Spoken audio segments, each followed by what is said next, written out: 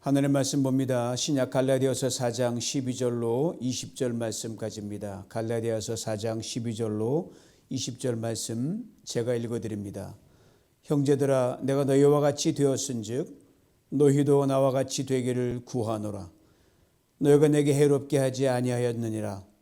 내가 처음에 육체의 약함으로 말미암아 너희에게 복음을 전한 것을 너희가 아는 바라. 너희를 시험하는 것이 내 육체에 있으되 이것을 너희가 업신여기지도 아니하며 버리지도 아니하고 오직 나를 하나님의 천사와 같이 또는 그리스도 예수와 같이 영접하였도다. 너희의 복이 지금 어디 있느냐? 내가 너희에게 증언하노니 너희가 할 수만 있었더라면 너희의 눈이라도 빼어 나에게 주었으리라. 그런즉 내가 너에게 참된 말을 함으로 원수가 되었느냐? 그들이 너에게 대하여 열심 내는 것은 좋은 뜻이 아니요 오직 너희를 이간시켜 너희로 그들에게 대하여 열심을 내게 하려 함이라. 좋은 일에 대하여 열심으로 사모함을 받으면 내가 너희를 대하였을 뿐 아니라 언제든지 좋으니라. 나의 자녀들아, 너희 속에 그리스도의 형상을 이루기까지 다시 너희를 위하여 해산하는 수고를 하노니 내가 이제라도 너희와 함께 있어 내 언성을 높이려 함은 너희에 대하여 의혹이 있음이라. 아멘. 이 밤에 이 말씀을 통하여 하나님께서 우리에게 주시는 은혜를 다 받아 누릴 수 있기를 원합니다. 오늘 본문의 이 바울의 고백, 이 고백대로 우리가 사랑을 줄 줄 알고 사랑을 받을 줄 알고 고백할 수 있다고 하면 이 세상은 넉넉히 이기는 사람이 될 것입니다.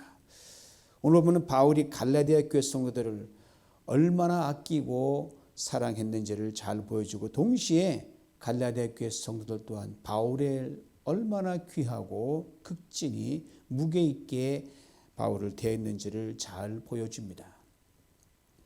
오늘 보면 19절에 바울이 갈라디아 교회 성도를 이렇게 부르고 있습니다. 나의 자녀들아.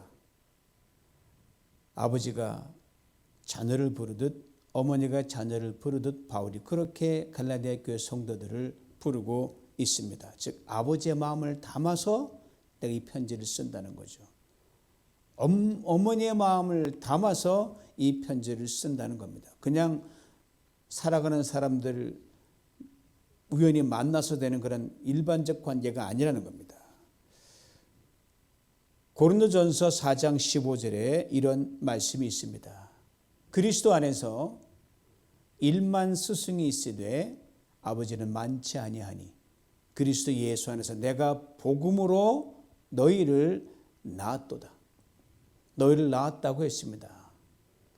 바울이 복음을 듣고 예수 그리스도를 믿은 고린도 교회 성도들을 바울은 어머니가 자식을 낳은 것 같이 그렇게 해산의 고통을 통해서 그만큼 땀과 수고와 눈물을 통해서 낳았다고 바울은 그렇게 쓰고 있습니다. 실제로 바울은 오늘 보면 19절 이렇게 갈라디아 교회 성도들을 향한 사랑을 또 한 번 고백합니다. 다시 너희를 위하여 해산하는 수고를 한다. 해산하는 수고 또 한 번 더 하겠다는 겁니다. 얼마나 사랑하는지 알 수가 있죠. 자식을 낳고 자식을 기르는 이런 부모의 심정으로 바울이 오늘 본문 12절 앞부분 이렇게 쓰고 있습니다. 형제들아, 내가 너희와 같이 되었은즉. 내가 너희와 같이 되었다. 얼마나 귀한 말씀인지 몰라요. 사랑이 뭐냐? 희생하는 건데 희생하되 사랑하는 대상과 같아지는 것이 바로 진정한 사랑입니다. 진정한 사랑은 그로 내가 없는 거예요. 내가 누구를 사랑한다, 내가 여전히 살아있으면 그거는 진정한 사랑이 아닙니다. 살아가는 대상이 내가 될 때, 나는 사라지고 말 때, 그게 바로 진정한 사랑이라고 성경은 말하고 바울은 고백합니다. 높은 자가 낮은 자와 같아져서 높은 나는 없어지는 겁니다. 다 아는 내가 아무것도 모르는 사람과 똑같아지고 나가 같이 그 사람처럼 모르는 사람이 되어버리는 겁니다. 척하는 게 아니라 정말 낮은 사람이 되는 거예요. 정말 모르는 사람이 되는 거예요. 고린도서 9장 20절로 22절이라는 말씀이 있습니다. 유대인들에게 내가 유대인과 같이 된 것은 유대인을 얻고자 하며 율법 아래에 있는 자들에게는 내가 율법 아래에 있는 자 같이 된 것은 율법 아래에 있는 자들을 얻고자 하며 율법 없는 자에게는 내가 하나님께는 율법 없는 자가 아니요 도리어 그리스도 율법 아래에 있는 자이나 율법 없는 자와 같이 된 것은 율법 없는 자들을 얻고자 함이라. 약한 자들에게 내가 약한 자와 같이 된 것은 약한 자들을 얻고자 하며 내가 여러 사람에게 여러 모습이 된 것은 아무쪼록 몇 사람이라도 구원하고자 함이라. 바울은 이 스포츠로 말하면 all round players, 어느 위치에 갔더라도 그 역할을 다 해냈습니다. 유대인이었던 바울이 갈라디아 지방에 있는 이방인들에게 복음을 전하면서 유대인이 아닌 이방인처럼 되었고 그렇게 그들과 어울려 살았어요. 부활하신 예수 그리스도를 만나기 전이었다면 어린 반푼어치도 없죠. 그러나 예수를 만나는 바울은 그 유대인의 관습과 전통, 율법을 집어던지고 갈라디아 지방에 있는 이방인 속으로 들어가 버렸습니다. 그들과 한 솥의 밥을 먹고 같이 어울리고 같이 말씀을 떼고 같이 어울렸습니다. 갈라디아 지방에 살고 있는 이방인들이 바울이 전한 예수 그리스도 복음을 듣습니다. 함께하고 그들과 같이 되면 마음을 열게 되어 있습니다. 귀를 열게 되어 있습니다. 눈을 떼게 되어 있습니다. 그들이 예수를 믿습니다. 믿음으로 구원을 얻습니다. 그런데 바울이 갈라디아 지방을 떠나서 다른 지역으로 다시 복음을 전거하러 돌아다니던 중에 유대주의자들이 그 틈을 이용해서 바울이 없는 틈을 이용해서 갈라디아 교회 성도들을 착 꼬드겨 가지고 율법을 지켜야 구원이 완성된다고 그렇게 미혹을 시킵니다. 이 말에 유혹되어 유대 율법주의자로 돌아가는 성도들이 생겨납니다. 바울이 이렇게 간곡하게 말합니다. 12절 뒷부분이에요. 너희도 나와 같이 되기를 구하노라. 바울이 부활하신 예수를 만난 뒤 율법이 대단한 줄 알았더니 율법은 온갖 우리를 정죄하고 무능하게 만들고 깎아내리고 그냥 못 살게 구는 거예요. 아무 구원의 능력도 없는 율법과 아예 끝 결별을 선언합니다.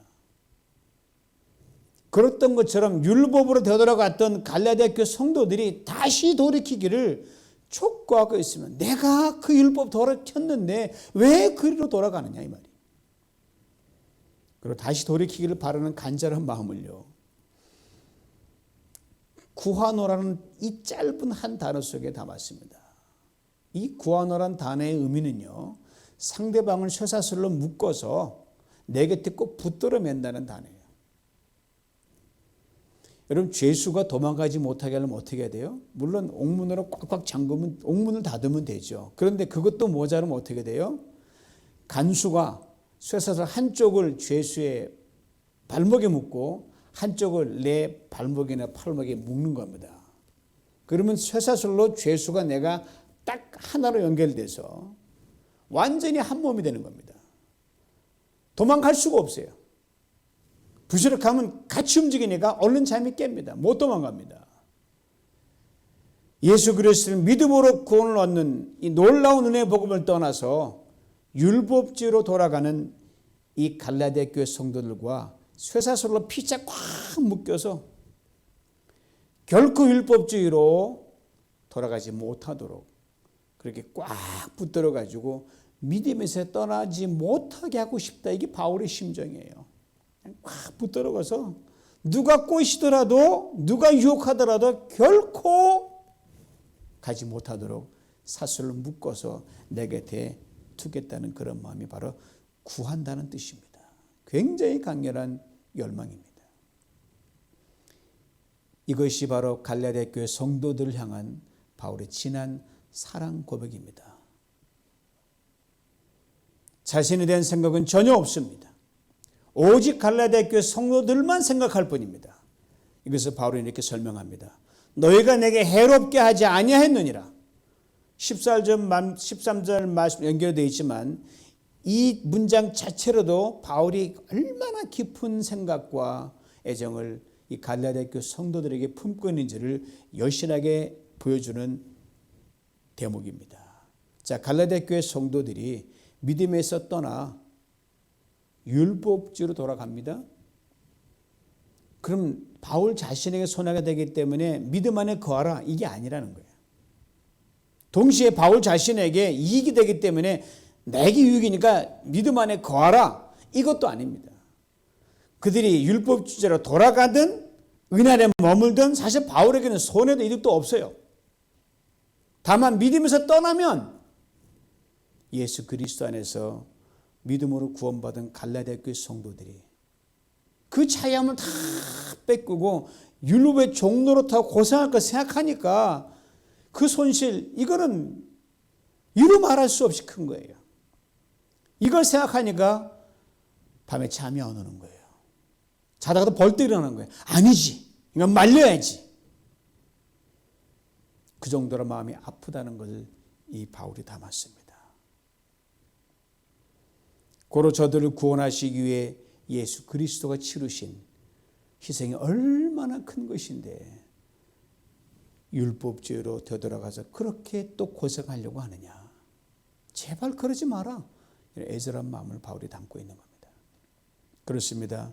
진정한 사랑은요, 내게 유익이냐 내게 손해냐를 생각하지 않습니다. 그건 안중에도 없는 거예요. 내가 사랑하는 대상에게 이익이냐 손해냐, 이것만 생각합니다. 이것이 갈라디아 교회 성도들 향한 바울의 사랑 고백입니다. 바울이 갈라디아 교회 성도들에게 참으로 눈물겨운 고백을 토해냅니다.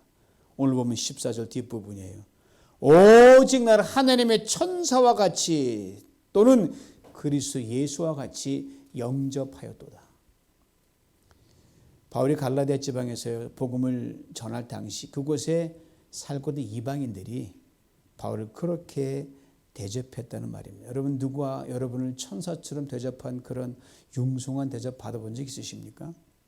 누가 여러분 예수를 잘 믿는다고 아이고 예수님처럼 섬겨드려, 이 정도 훌륭한 대접 받아본 적 있으세요? 바울이 그랬다는 겁니다. 그것도 이방인들에게. 야, 그럼 바울 대단한 존재였나 보다라고 여러분 생각하시는데 결코 그런 존재가 아니었어요. 그러니까 이게 놀랍다는 거예요. 아신 대로 바울은 갈라디아 지방을 그냥 거쳐가는 경유지로 생각을 했습니다. 전도 여행 중에 갈라디아 지방 아주 높은 고지대에 있었고요. 바울은 그곳을 지나 다른 지역으로 가려고 그렇게 플랜을 세웠습니다.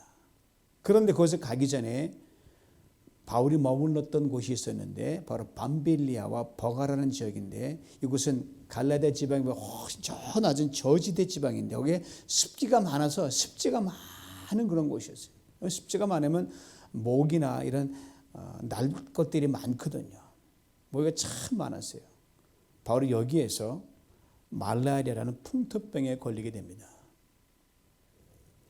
고열을 동반한 심한 두통 때문에 바울은 도저히 몸을 가눌 수도 없는 그 정도로 몸이 아팠어요. 이른에 바울은 자신 의지와 전혀 상관없이 그 육신의 질병 때문에 그 저지대에 있으면 계속 아프니까 그때 고지대로 올라가야 되고 습도가 낮은 곳으로 요양도 할 겸 고지대인 갈라디아 지방으로 올라 거기 머물 수밖에 없었어요. 그때 거기에서 복음을 전하게 된 것입니다. 이것을 바울은 오늘 본문 13절에서 이렇게 설명합니다. 내가 처음에 갈라디아 지역을 들어서 처음에 육체의 약함으로 말미암아 너희에게 복음을 전한 것을 너희가 아는 바라. 상기시켜 주는 거죠. 병들었기 때문에 육체가 약했기 때문에 갈라디아 지방에서 복음을 전할 수 있었다 이 말입니다. 바울이 병들고 약하지 않았다면 갈라디아 지방 문자 그대로 그냥 통과하고 마는 경과 지역으로 끝났을 것입니다.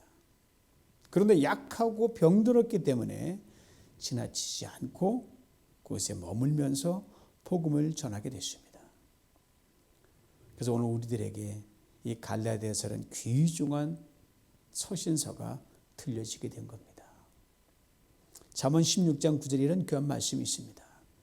사람의 마음으로 자기의 길을 계획할지라도 그의 걸음을 인도하시는 이는 여호와시니라. 여러분 지금까지 인생 살아오면서 여러분 인생이 여러분 플랜대로 됩니까? 하루 일과를 보더라도 내가 오늘 아침에 이런 계획을 내가 세워야지 해도 그저 어그러지는 것이 하루 일과도 그런데 인생은 두말할 필요도 없는 겁니다. 바로 육체의 질병과 아픔, 그 불리한 상황까지도 물론 바울의 풀린 것은 어그러졌지만 그 상황까지도 하나님은 당신의 복음을 위한 통로가 되게 하셨습니다.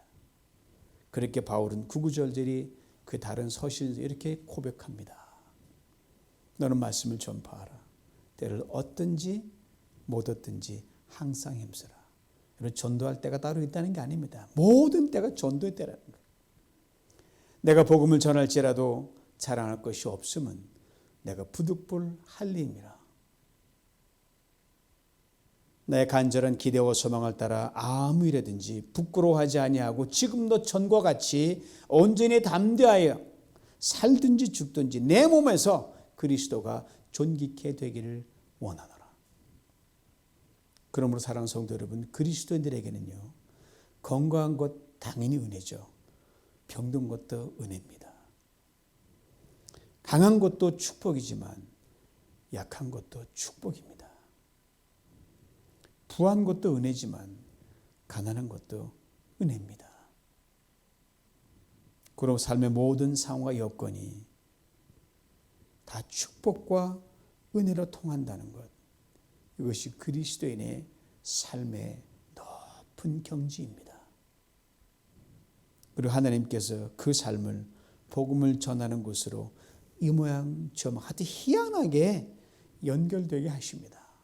참 지나가면 그때 그 일이 있었어야 됐고 그때 그 길을 내가 갔었어야 되는 거예요. 내 플랜은 아니었지만 하나님 그 길을 인도하셨다는 겁니다. 육체의 약함이 어느 정도였는지에 대해 바울이 이렇게 고백합니다. 오늘 보면 14절 앞부분이에요. 너희를 시험하는 것이 내 육체에 있으되 이것을 너희가 업신여기지도 아니하고 버리지도 아니하고. 바울의 육체의 약함이 갈라디아 교회 성도들이 이렇게 봤을 때 시험 받을 정도로 그렇게 심했다는 것을 짐작하게 해줍니다. 그리고 업신여긴다는 단어와 버린다는 단어에서 분명하게 증거해요. 업신여긴다는 단어의 의미는요, 사람 취급도 하지 않고 아주 깔고 뭉갠다는 뜻이 이 단어에 들어있어요. 극도로 경멸한다는 뜻입니다. 마주쳤을 때 눈길도 주지 않고 얼굴도 돌리지 않을 정도로 무시한다는 의미. 완전 너 아웃, 넌 꼴도 보기 싫어, 끝이야. 이게 바로 업신여긴다는 뜻이에요. 또한 버린다는 말은요, 아예 씹지도 않고 입에 넣지 뱉어버린다는 거예요. 얼마나 경멸스럽습니까? 너무 끔찍하고 혐오스러워서 이런 사람을 쳐다본다든지 이런 사람 말을 들을 가치도 없다 이 말이에요. 그래서 눈도 닫고 귀도 닫고 마음도 닫아버린다는 거예요. 바로 육체의 약함은 그 어떤 동정도 연민도 받지 못하고 내동댕이 쳐질 정도, 그 정도로 문자가 더 저주스럽다는 겁니다. 바울이 지닌 육체의 약함이 무엇이었습니까? 학자들은 몇 가지로 이야기를 하는데 그 중 하나가 심한 안질입니다. 이를 짐작하게 해주는 것이 오늘 보면 15절에 나오는데 너희가 할 수만 있었더라면 너희의 눈이라도 빼서 나에게 주었으리라. 바울이 예수님 믿는 사람을 잡아 옥에 가두기 위해서 다메섹으로 공문을 받아 가는 도중에 강렬한 빛이 그 얼굴에 비치면서 눈이 멀게 됩니다. 그리고 3일 동안 시력을 상실합니다. 그때 눈이 심하게 상했기 때문인 것으로 보여집니다. 실제로 바울은 시력이 아주 안 좋았어요. 그래서 아주 크게 쓴 글씨 외에는 갈라디아 6장에 나오는 큰 글씨 외에는 읽지를 못했고 바울 서신 상당 부분이 글을 잘 못 보니까 바울은 입으로 이야기하고 옆에 있는 사람은 눈 좋은 사람 그걸 받아서 대필했던 서신이 있게 됩니다. 다른 하나는 극심한 편두통입니다. 말라리아 풍토병 중에 후유증의 하나가 바로 심하면 나타나는 증상이 바로 극심한 편두통입니다. 또 하나는 간질병입니다. 이 또한 말라리아 풍토병의 후유증으로 나타나는 증상인데 자, 이런 육체의 약함이 그냥 잠시 있다 사라진 게 아니라 계속 주기적으로 바울을 괴롭혔어요. 못 산 정도였어요. 너무너무 괴롭히니까. 그래서 바울은요, 이것이 자신을 떠나게 해달라고 목숨 건 기도를 3번 하나님께 드렸습니다. 그런데 바울이 이 목숨 건 3번의 기도에 대한 한 응답이 뭐냐? No, 아니었습니다. 하나님께서 그 안 들어준 이유를 이렇게 설명합니다. 내 은혜가 내게 족하다. My grace is sufficient to you. 하나님 좀 너무하신 것 같아요. 복음 전하겠다는데 참으로 받아들이기 힘든 응답입니다. 그러나 바울은 이후 더 이상 이것을 더 이상 거론하지 않습니다. 오케이 하나님 알겠습니다. 더 이상 기도하지 않고 이 육체의 약함을 그대로 안고 복음을 전하며 살아갑니다. 자, 이런 육체의 약함을 안고 바울이 갈라디아에 있는 사람들에게 복음을 전하는 거예요. 얼마나 자주 이 병이 바울을 괴롭혔는지는 모르지만 이 병이 찾아올 때 바울이 괴로워하는 모습을 갈라디아 교회 성도들이 실시간으로 봤거든요. 설교하던 도중에 머리를 움켜쥐고 막 괴로워하면 두통이 너무 심하니까 그리고 설교를 멈추고 설교하던 도중에 눈에 진물이 막 흘러가지고 바울이 뺨을 막 타고 그러면 눈에 진물이 막 나는 거예요. 또 설교하던 도중에 바울이 거품 물고 막 쓰러졌다가 한참 있다 일어납니다. 그런데요, 갈라디아 교회 성도들 이런 바울을 그대로 받아들입니다. 영접합니다. 그 복음을 듣고 예수를 믿습니다. 그리고 바울을 하나님의 천사로 예수님처럼 그렇게 귀하게 존중히 뜨겁게 맞이하고 대접해 줍니다. 상상이 가십니까? 인간적인 관점에서는 결코 이건 있을 수 없는 일이에요. 바울이 누구였습니까? 그 입버릇처럼 말하잖아요. 하나님이 이방인을 위해 나를 창세전부터 특별히 불러 세워 택하신 사도다. 이 말을 늘 서신마다 쓰거든요. 그런데 육체 약함이 찾아올 때는요, 아주 형편없는 존재로 전락해버리는 거예요. 당시 갈라디아 교회 성도들이 바울에 대한 애정이 없었더라면 이런 바울에 대해 편견은 물론 오해는 물론 보통 푸대접 안 했을지 푸대접 했을 거예요. 그렇게 말했을 것이에요. 아니, 당연히 하나님이 보낸 특별한 사도라면요. 근데 하나님께서 왜 당신을 그냥 내버려 두십니까? 왜 당신을 고치지 않고 그냥 고통당하게 만드십니까? 이런 바로 육체의 약함, 질병, 갈라디아 교회 성도들에게 시험도 보통 큰 시험거리가 아니었을 것입니다. 그런데 바울은 저들의 반응은 정반대였더라는 거예요. 육체 약함을 아주 형편없이 무너지고 망가지는 바울을 저들은 천사처럼 여겨줬습니다. 심지어 예수님같이 영접해 줬습니다. 그리고 바울의 고백처럼 저들은 자신들의 눈이라도 빼서 바울에게 주려고 했었습니다. 무엇이 그것을 가능하게 한 것입니까? 복음의 능력입니다. 그 복음 안에 담긴 예수 그리스도의 십자가 사랑의 능력입니다. 여러분, 살다 보면 나를 모든 사람이 이해해 줄 수가 없습니다. 그렇게 기대해서도 안 됩니다. 나를 모든 사람 미친 듯이 다 사랑해 줄 수가 없습니다. 그러나 내가 복음의 능력으로 살아가고자 할 때, 내가 예수 그리스도의 십자가 은혜로 살아가기를 힘쓸 때, 결단할 때 하나님은요, 그 누군가를 반드시 내게 머물게 하십니다. 그리고 나의 결정적인 약점, 형편의 연약함을 보고 그러니 시험이 들 수밖에 없음에도 불구하고 나를 미친 듯이 사랑해주고 받아주고 영접해주고 귀하게 줄 수 있는 그 누군가를 반드시 붙여주셔서 당신의 사명을 감당하게 만드십니다. 바울에게 갈라디아 교회 성도들이 그랬듯이 말입니다. 바울이 엄청난 사랑을 받았다는 것을 갈라디아 교회 성도들에게 바울이 상기시켜 줍니다. 자, 이제 자신이 받은 엄청난 사랑을 바울이 고백합니다. 그리고 이렇게 말합니다. 오늘 보면 15절입니다. 너희의 복이 지금 어디 있느냐? 복 어디다 갖다 버려? 이런 의문이 아니라 갈라디아 교회 성도들이 그에게 쏟아부었던 그 사랑에 대해 다시 감격하면서 인정하는 감탄문이에요. 즉 이런 의미예요.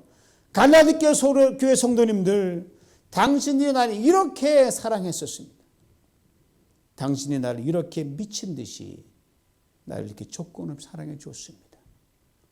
그런 나를 이렇게 사랑해 주었던 당신들이 어쩌면 그렇게 빨리 신속하게 쉽게 율법주의로 되돌아간 것입니까? 그리고 거짓 교사들의 율법주의자들의 잘못된 열심을 분명하게 지적해 줍니다. 오늘 보면 17절입니다. 그들이 너에게 대하여 열심을 내는 것은 좋은 뜻이 아니요 오직 너희를 이간시켜 너희로 그들에게 대하여 열심을 내게 하려 함이라. 18절까지 포함하면 열심이란 단어가 3번 연달아 등장하거든요. 이 단어의 뜻이 참 재미있어요. 여러분 물이 끓으면 어떻게 돼요? 물소리가 큰 솥이면 굉장히 펄펄 막 끓잖아요. 펄펄 끓는 소리를 막 내면서 펄펄 끓는다는 그 의미가 바로 이 열심을 낸다는 단어입니다. 아주 좋은 단어죠. 그 자체로만 보면. 그러나 열심히 지향하는 방향이 어디냐에 따라 결과는 완전 다르게 나타납니다. 좋은 결과와 나쁜 결과가 그것입니다. 그리고 열심히 지향하는 방향에 따라 우리는 이렇게 말할 수 있습니다. 나쁜 열심과 좋은 열심. 그러면 신앙의 열심은 언제나 이 둘 중에 하나입니다. 나쁜 열심은 언제나 자기를 향합니다. 좋은 열심은 예수님을 향합니다. 타인에게로 향합니다. 나쁜 열심은요, 사람들을 자기 편으로 만듭니다. 즉 자기 제자로 만들고 자기 편가르기를 합니다. 좋은 열심은 내게 한 사람도 없어도 그들을 전부 다 주님 편으로 돌립니다. 즉 예수님 제자로 만드는 거예요. 얼마나 많은 나라의 교회가 나름대로 문제를 안고 있는 것은 예수님의 제자 만들기에 나름대로 역부족인 그런 까닭입니다. 실패했기 때문입니다. 이제 바울이 좋은 열심히 지향하는 방향성에 대해 이렇게 설명합니다. 오늘 보면 19절입니다. 나의 자녀들아 너희 속에 그리스도의 형상을 이루기까지 그리스도의 형상이 갈라디아 교회 성도 속에 이루어지는 것, 즉 예수 때문에 살고 예수 때문에 울고 예수 때문에 고통, 예수 때문에 사는 이유가 되는 것, 이것이 성도 속에 이루어지는 것, 이것이 바울이 지향하는 열심의 방향성이었습니다. 바울의 최종 목적이었습니다. 그렇습니다. 성도 열심의 지향점은요, 언제나 예수 그리스도 주님 한 분뿐입니다. 이런 열심으로 평생을 살았던 바울, 이렇게 고백하지 않습니까? 이미 살펴봤던 갈라디아서 2장 20절입니다. 내가 그리스도와 함께 십자가에 못 박혔나니 그런즉 이제는 내가 산 것이 아니요 오직 내 안에 그리스도께서 사시는 것이라. 바울의 복음을 듣고 예수를 믿었던 갈라디아 교회 성도들, 자신들의 눈이라도 빼줄 정도로 바울을 그토록 사랑했습니다. 귀히 여겼습니다. 그런데 율법주의로 돌아가는 뼈아픈 실수를 범하고 말았습니다. 그러나 해산의 고통을 통해서 복음으로 나왔던 갈라디아 교회 성도들을 향해 바울이 이렇게 놀라운 사랑의 고백을 또 토해냅니다. 그 정도면 참 그냥 딴 데 가고 싶은 마음 들 거예요. 보통 이들이 딴 길로 간 게 아니니까. 바울이 고백합니다. 그 고백을 들어보세요. 나의 자녀들아, 너희 속에 그리스도의 형상 이루기까지 다시 너희를 위하여 해산하는 수고를 한다. 수고 중에 가장 큰 수고가 해산의 수고입니다. 남자들은 모르죠. 여성 자매들은 잘 알 것입니다. 해산의 수고 누군가 이렇게 말을 하더라고요. 천지가 뒤집히는 고통이 애 낳는 고통이다. 저는 겪어보지 않았기 때문에 근데 그 정도로 이렇게 표현했더라고요. 바울이 이 해산의 고통을 다시 한번 하겠다는 겁니다. 그 어떤 고생도 어떤 아픔도 감수하고 온 정성을 들이고 지극히 사랑하여 갈라디아 교회 성도를 다시 믿음으로 다시 예수 그리스도의 복음으로 돌려놓겠다는 말입니다. 여러분, 진정 누군가를 사랑하면 처음부터 다시 시작할 수 있습니다. 진정 누군가를 사랑하면 그 어떤 조건도 묻지 않고 과거 불문하고 새롭게 다시 시작할 수 있습니다. 그리스도인이나 반드시 그렇게 해야 됩니다. 이것이 갈라디아 교회 성도들을 향한 바울의 사랑 고백입니다. 무엇이 바울로 하여금 이토록 다시 해산의 고통을 감수하겠다는 사랑 고백을 할 수 있게 만든 겁니까? 먼저는 그 주님으로부터 상상할 수 없는 사랑을 받았기 때문입니다. 이 주님의 바울은 그러므로 자신의 실존을 늘 이렇게 고백해서 이런 나를 사랑하셨다. 뭐예요? 나는 죄인 중에 괴수입니다. 그리고 갈라디아 교회 성도들로부터 받은 엄청난 사랑을 받았기 때문입니다. 이 갈라디아 성도들을 생각할 때면 바울은 그들에게 늘 빚진 자, 지금은 율법주의라 가사하게 속을 뒤집어 놓지만 그땐 정말 그랬거든요. 이것을 바울이 고백을 합니다. 너에게 할 수만 있었더라면 너의 눈이라도 빼서 나에게 주었으리라. 그렇습니다. 우리 모두는 주님으로부터 누군가로부터 갚을 수 없는 사랑에 빚을 진 사람들입니다.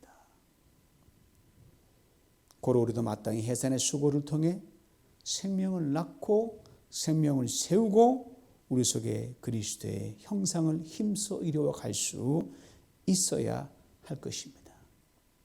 사랑하는 성도 여러분, 여러분을 대한 누군가가 당신 때문에 당신을 위해서라면 내 눈이라도 빼주겠소라는 그만한 사람 옆에 계십니까? 아니면 누군가를 향하여 내가 당신을 위해서라면 내 눈이라도 빼주겠소, 그만한 사랑으로 그를 대하고 계십니까? 바울의 사랑의 고백을 지금 여러분 곁에 있는 지체들을 향해 보이든 보이지 않든 이렇게 나의 사랑의 고백으로 진지하고도 겸손하게 참 마음을 다해서 토해낼 수 있기를 간절히 원합니다. 당신 속에 그리스도의 형상에 이르기까지 다시 당신을 위해 해산하는 수고를 하겠습니다. 실제 정말 힘들지만 이 영성과의 마음을 담고자 하고 결단을 내뱉을 때 하나님이 여러분 모든 상황 속에서 여러분을 하여금 그 사람 어떤 희생을 치를 수 있도록 다시 시작할 수 있도록 능히 도우시고 은혜를 내려주실 줄 믿습니다. 이 은혜를 다 받은 우리 주님을 축원합니다. 기도합니다. 전능하신 아버지 하나님, 예수를 믿으면서 이만한 사랑 고백을 했는지 다시금 우리를 돌아봅니다.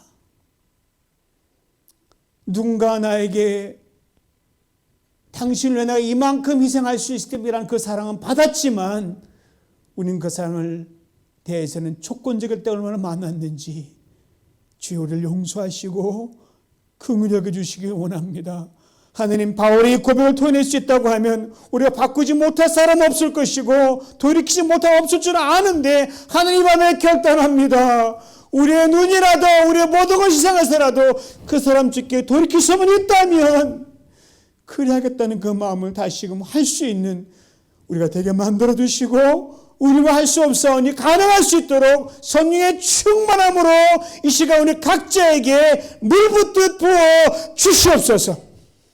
그래 아버지, 새로운 신앙인으로 새로운 열심 있는 사람으로 새 세상에 열린 그런 사람으로 갈 수 있도록 우리 모두를 축복하여 주시옵소서. 예수님의 이름으로 기도하옵나이다. 아멘.